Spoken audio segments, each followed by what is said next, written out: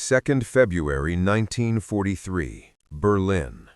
In the marble halls of the propaganda ministry, Joseph Goebbels sat alone in his office, staring at a single sheet of paper that had just arrived via encrypted teletype from the Eastern Front. The message was brief, clinical, devastating. Resistance in Stalingrad has ceased. For 3 days he had forbidden German radio stations from broadcasting news. No mention of the encircled Sixth Army, no updates on the battle, complete silence. Now he held proof of the catastrophe Hitler had ordered him to conceal. 290,000 German soldiers were dead, captured, or missing. An entire army had simply vanished into the frozen ruins of a Soviet city. Goebbels crumpled the paper slowly, his mind already calculating how to spin the greatest military disaster in German history into something, anything other than what it was: absolute defeat. Outside his window, Berlin continued its routines, oblivious to the fact that the war had just turned irreversibly against Germany. But Goebbels knew.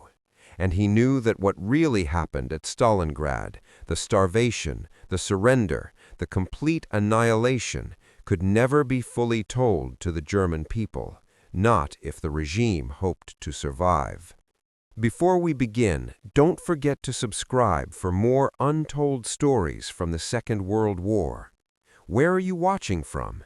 And what would you have done if ordered to hide the truth of such a disaster?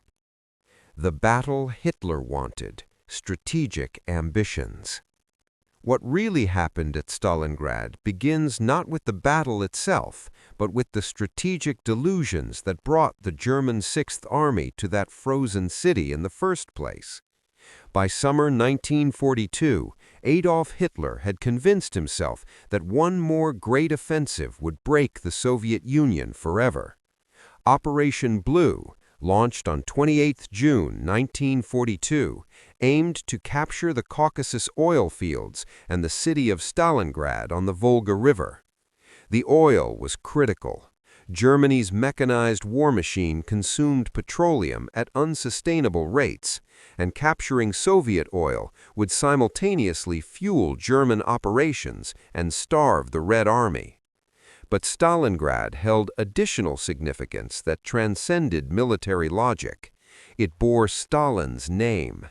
In Hitler's mind, the battle had become personal, a direct confrontation between his will and Stalin's. Capturing the city would humiliate the Soviet dictator and prove German superiority. What began as a strategic objective transformed into an obsession. General Friedrich Paulus's Sixth Army, 270,000 men organized into 22 divisions, was arguably the Wehrmacht's finest formation. Veterans of campaigns in Poland, France, and the early phases of Operation Barbarossa, these soldiers were experienced, well-equipped, and supremely confident.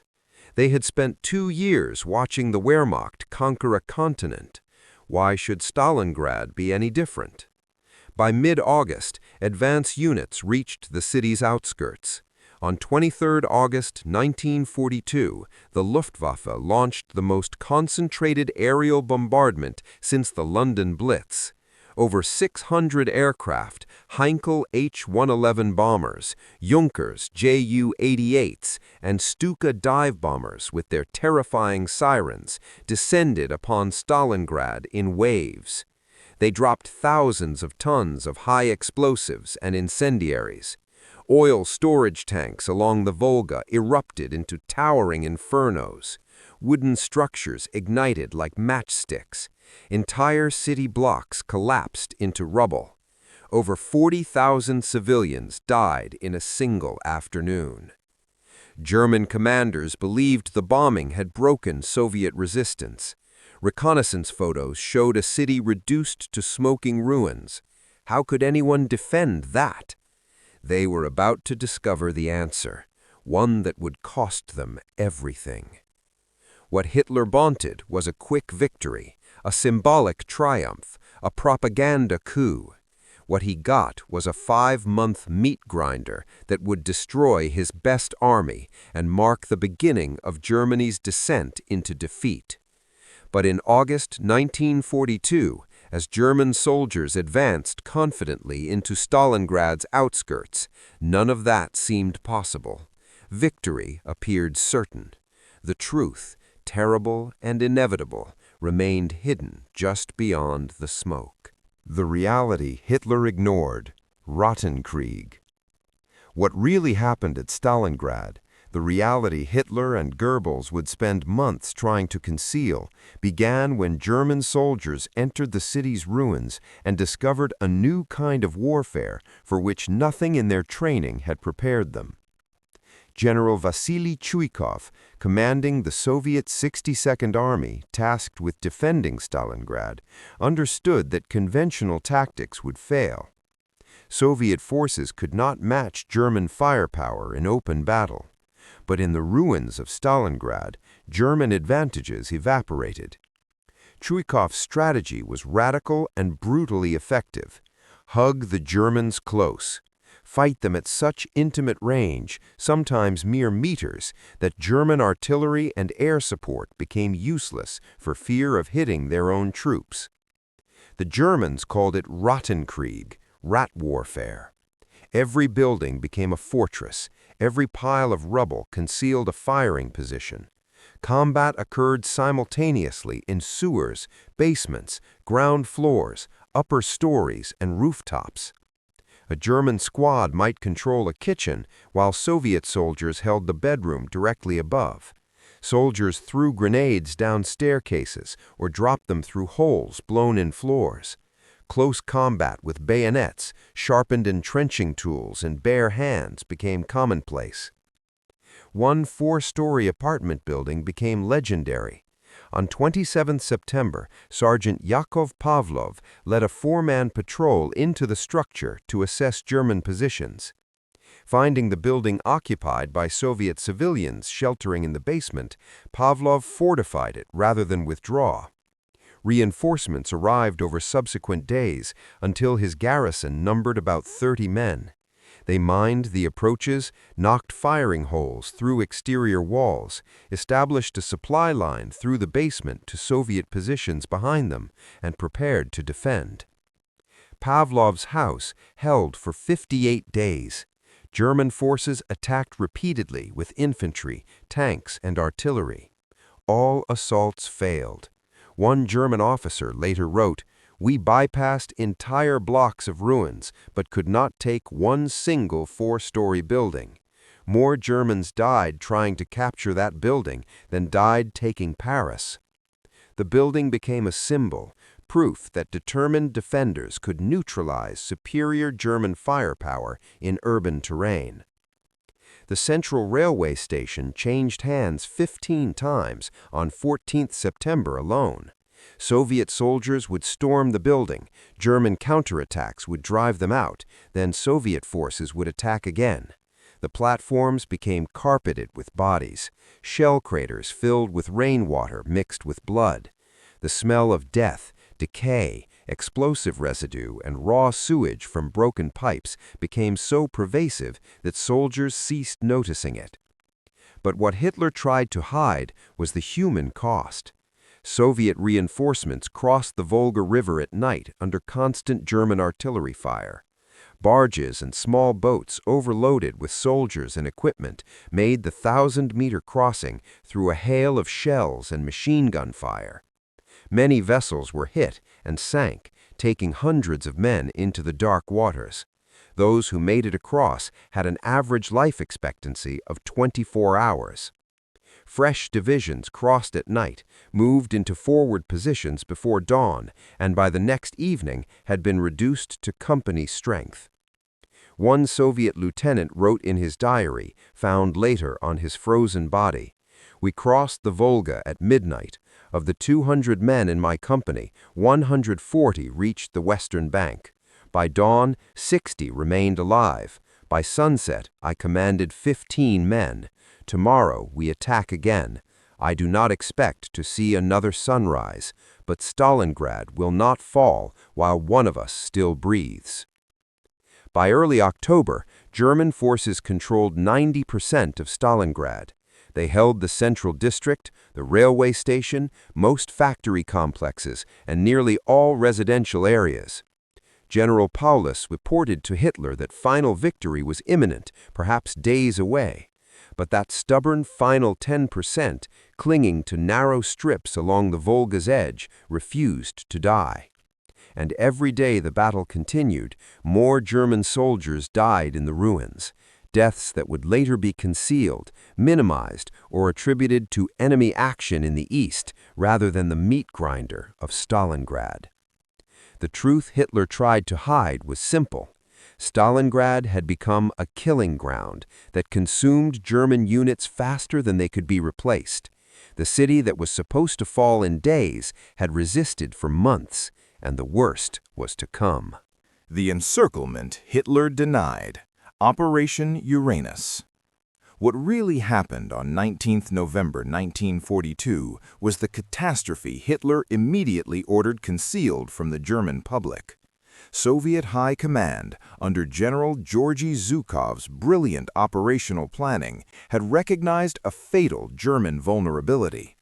The long flanks of the Stalingrad salient were held by Romanian, Hungarian, and Italian armies, poorly equipped satellite forces lacking adequate anti-tank weapons.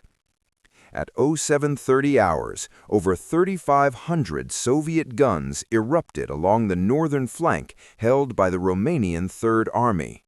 The barrage lasted 80 minutes, a wall of steel that obliterated defensive positions.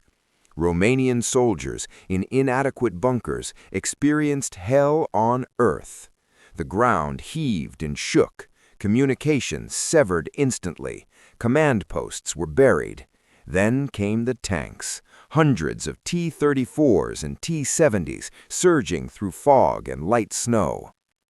The Romanian front collapsed within hours. Some units fought bravely but were overwhelmed.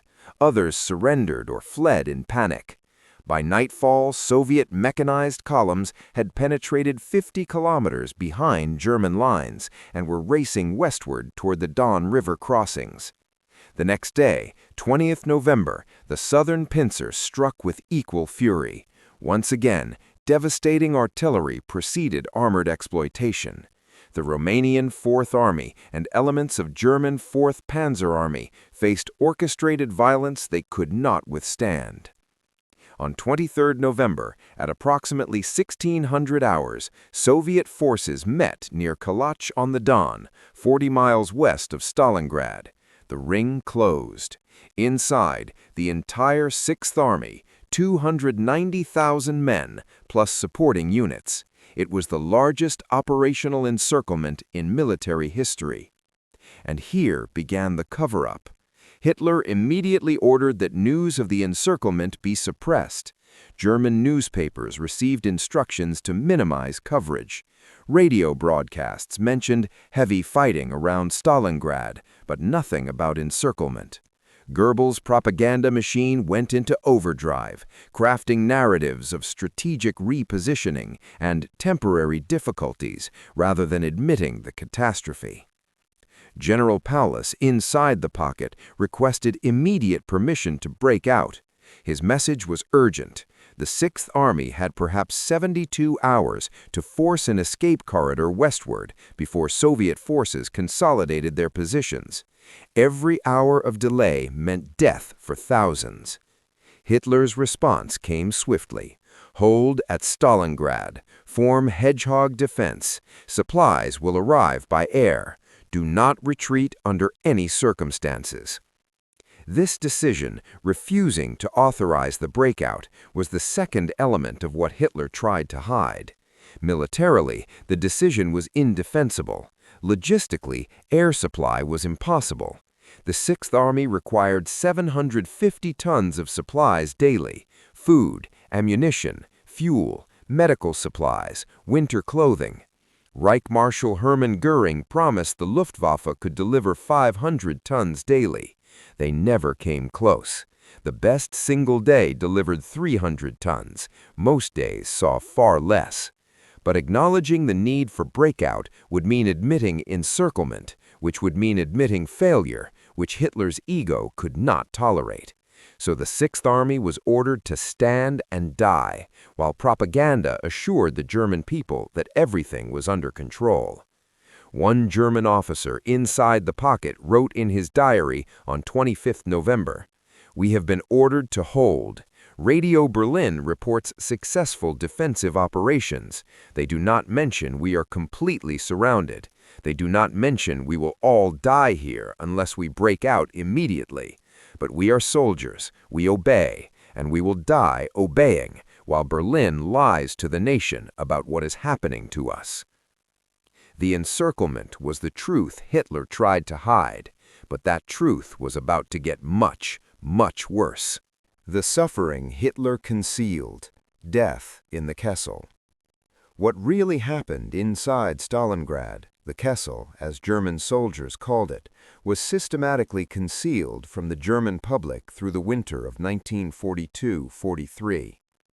The suffering was beyond human imagination, and Goebbels understood that revealing the truth would shatter home front morale.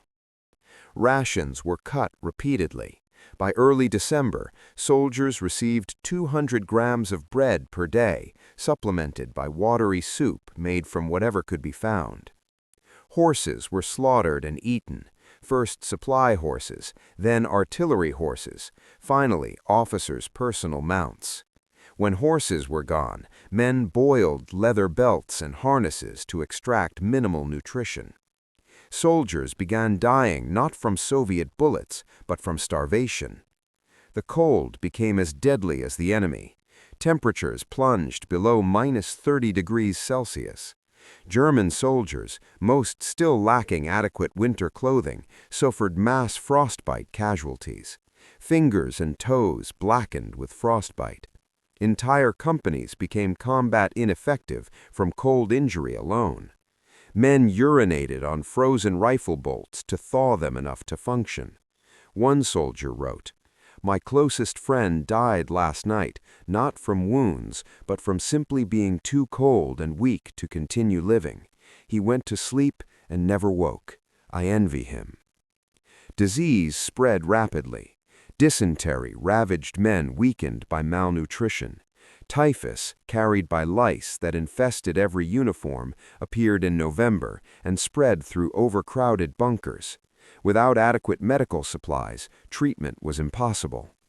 The wounded lay in frozen cellars converted to aid stations, their groans falling silent as they died from shock and hypothermia. One German doctor wrote in his diary, "I performed 7 amputations today without anesthesia. We have none left. The men screamed, but what choice did I have? If I don't amputate gangrenous limbs, they will die anyway.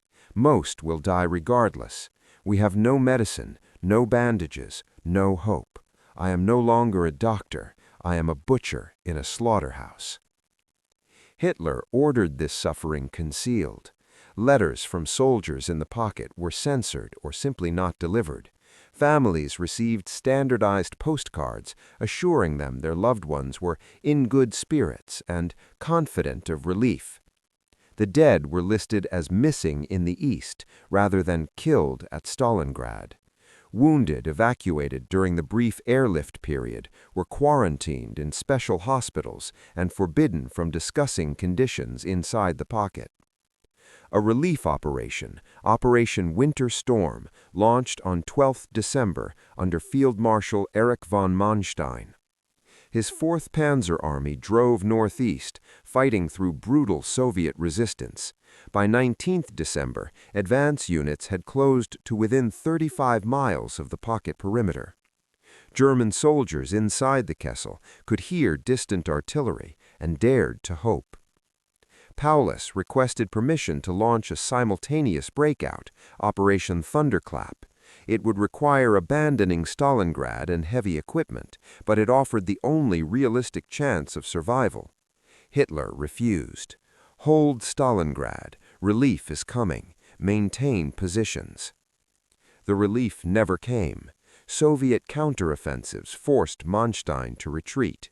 By Christmas, hope died in the frozen pocket. And still, German radio broadcasts spoke of heroic resistance and temporary supply difficulties while concealing the apocalyptic reality. An entire army was starving to death while their supreme commander forbade them to save themselves. One German soldier captured in January told Soviet interrogators, "We listened to Radio Berlin tell Germany about our valiant defense and high morale. They did not mention we were eating our horses. They did not mention men were freezing to death in their sleep. They did not mention our dead lay unburied because we lacked strength to dig graves in frozen ground. They lied to our families while we died. That is what I will never forgive." The surrender Hitler erased. The final catastrophe. What really happened in the final weeks of Stalingrad was the ultimate truth Hitler tried to hide. Complete, unambiguous, catastrophic defeat culminating in surrender, something Nazi ideology declared impossible for German soldiers. Soviet forces launched Operation Ring on 10th January 1943, a systematic operation designed to compress and destroy the pocket in segments. Artillery barrages of unimaginable intensity preceded each assault. Soviet infantry and tanks advanced through blizzards against defenders too weak to offer effective resistance. German units, reduced to skeleton strength, fought with the desperation of the doomed. Some positions held until annihilated, others collapsed immediately, soldiers too starved and frozen to resist. The pocket shrank daily. Pitomnik Airfield, the last major landing strip, fell on 16th January, eliminating almost all airlift capability. Wounded could no longer be evacuated. They lay in freezing cellars waiting to die, their final letters home unsent because there was no way to send them. On 22nd January, Soviet forces split the pocket in two, isolating the southern group containing Paulus's headquarters from the northern group. Each sector now fought its own isolated battle. German soldiers knew the end was near. Some wrote final letters, some simply waited to die. Some, driven mad by starvation and trauma, wandered into no man's land and were shot. Then came Hitler's final, cynical gesture and his final attempt at propaganda manipulation. On 30th January 1943, the 10th anniversary of Nazi seizure of power, Hitler promoted Paulus to field marshal. The message was unmistakable. No German field marshal had ever surrendered. Paulus was expected to commit suicide, providing a dramatic martyrdom. His death would prove German soldiers fought to the last breath rather than surrender. But Paulus refused. On 31st January, Soviet troops stormed his headquarters in the basement of the Univerm department store. Paulus, emaciated and lice-ridden, surrendered the southern pocket. The northern group, under General Karl Strecker, fought until 2nd February before laying down arms. This was the truth Hitler tried desperately to hide: surrender. German soldiers, raised on propaganda about racial superiority and fighting spirit, had laid down their weapons and walked into captivity. Of 290,000 men encircled in November, approximately 91,000 marched into Soviet captivity, barely alive, most weighing less than 100 pounds. Goebbels faced a propaganda nightmare. For 3 days, German radio stations broadcast only solemn music, giving no explanation. Finally, on 3rd February, Goebbels announced that the Sixth Army had fought to the last man and died heroically rather than surrender. It was a complete fabrication.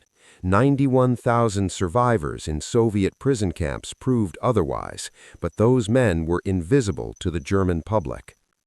Goebbels' broadcast declared, "They died so that Germany might live. They fought to the last bullet, the last breath. Not one man surrendered. They have entered Valhalla as heroes." Every word was a lie, but it was the lie Hitler demanded. Letters from soldiers who had died in the pocket, letters that told the truth about starvation, suffering, and abandonment, were burned rather than delivered.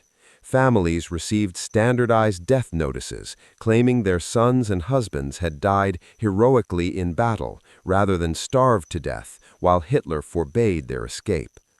The few soldiers who eventually returned from Soviet captivity in the 1950s were told never to discuss what really happened, an order many obeyed out of shame, trauma, or fear. One German officer who survived captivity later wrote, "The greatest crime was not that we were surrounded and defeated. That is war. The greatest crime was that our government lied to our families about how we died. They took our suffering and turned it into propaganda. They erased our truth and replaced it with mythology. We died abandoned and starving, and they told Germany we died as heroes. We didn't. We died as victims of our own leader's ego." The casualties Hitler minimized. The true cost. What really happened at Stalingrad, the truth Hitler and Goebbels worked hardest to conceal, was the sheer magnitude of the catastrophe.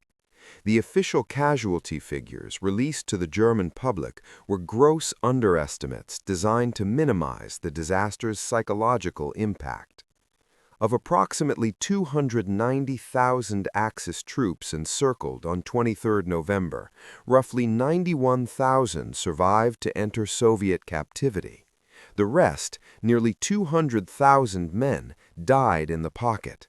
They died from Soviet bullets and shells, yes, but more died from starvation, exposure, disease, and wounds that would have been treatable with adequate medical supplies. Bodies lay frozen where they fell because survivors lacked strength to bury them. But even the 91,000 who survived to surrender would largely vanish. Only approximately 6,000 German prisoners from Stalingrad ever returned to Germany, most not until the 1950s. The remainder, 85,000 men, died in Soviet captivity from disease, malnutrition, and brutal labor camp conditions. The final arithmetic: 290,000 men encircled. Roughly 6,000 eventually returned home. That means 284,000 men, 98% of the force, effectively vanished. An entire army erased from existence. But Germany was never told this truth. Goebbels' propaganda machine released figures claiming 70,000 dead rather than 200,000. The captured were declared missing rather than prisoners, allowing families to hope their loved ones might return. The catastrophic nature of the defeat was systematically minimized. Soviet casualties were equally staggering, over 1 million killed, wounded, or missing across the entire Stalingrad campaign. The city itself ceased to exist, 90% of structures destroyed. The civilian population, those who survived, lived in cellars and ruins for years afterward. One German historian, examining documents after the war, wrote, "The full truth of Stalingrad was not revealed to the German people until after 1945. They had been told of heroic sacrifice. They discovered mass death from starvation. They had been told their soldiers fought to the last man. They discovered 91,000 surrendered. They had been told losses were acceptable. They discovered an entire army had been annihilated." The gap between propaganda and reality was so vast that many Germans simply refused to believe the truth even when presented with irrefutable evidence. The legacy Hitler couldn't hide. The turning point. What really happened at Stalingrad, despite Hitler's best efforts to conceal it, eventually became clear to the world. Germany had suffered a catastrophic, irreversible defeat that marked the beginning of the end. The psychological impact reverberated globally. Throughout occupied Europe, resistance movements took heart. Germany could be beaten. In London and Washington, Allied strategists recognized the strategic initiative had passed permanently to the Soviet Union. In Berlin, Germans began to doubt the promised final victory. The myth of German invincibility shattered beyond repair. But more critically, Stalingrad marked the permanent transfer of strategic initiative to the Red Army. Before Stalingrad, Germany chose when and where to attack. After Stalingrad, that choice belonged to the Soviets. Soviet offensives throughout 1943 and 1944 drove the Wehrmacht westward in a retreat that would end only in Berlin's ruins. The loss of the Sixth Army, with its irreplaceable officers, NCOs, and combat veterans, created a gap in German military capability that could never be filled. Every subsequent German operation on the Eastern Front was hampered by this loss of experienced leadership. General Chuikov, defender of Stalingrad, would lead Soviet forces all the way to Berlin, where he would accept German surrender in May 1945. The lessons learned in Stalingrad's ruins would be applied in Budapest, Königsberg, and finally the Reich capital itself. But perhaps the most damning legacy was this: Hitler's attempt to hide the truth of Stalingrad from the German people represented the bankruptcy of the entire Nazi system. When reality became too terrible to acknowledge, the regime simply lied. When military disasters occurred, propaganda substituted mythology for truth. When soldiers died abandoned and starving, their families were told they died as heroes. This pattern, concealing defeats, fabricating victories, lying to the population, would continue until the regime's final collapse in May 1945.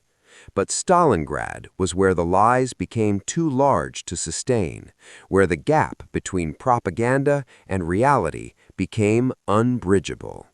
Reflection: the truth that couldn't stay hidden. In that propaganda ministry office on 2 February 1943, Joseph Goebbels held a piece of paper that contained the truth Hitler had tried desperately to hide: total defeat, mass surrender, the annihilation of an entire army. He could control what German radio broadcasts said. He could censor letters. He could manipulate casualty figures. But he could not change the fundamental reality. Stalingrad had happened, and Germany had lost catastrophically.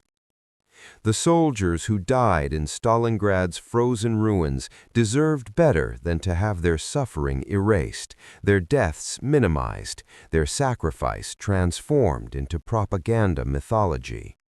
They deserved families who knew the truth about how they died. They deserved a nation that acknowledged their suffering rather than concealing it. What really happened at Stalingrad was not a heroic last stand, but a preventable catastrophe. 290,000 men sacrificed because Hitler refused to admit error, refused to authorize retreat, and then refused to tell the truth about the disaster. The battle Hitler tried to hide became the battle that exposed the bankruptcy of his regime and marked the beginning of Germany's road to defeat. The truth, as it always does, eventually emerged, though too late for the men who died, wondering if anyone would ever know what really happened to them in those frozen ruins. On that February day when Goebbels held proof of Germany's greatest military disaster, he knew that concealing the truth of Stalingrad would be his most important propaganda task. He largely succeeded for a time. German families were told comforting lies. The public was given mythology rather than reality.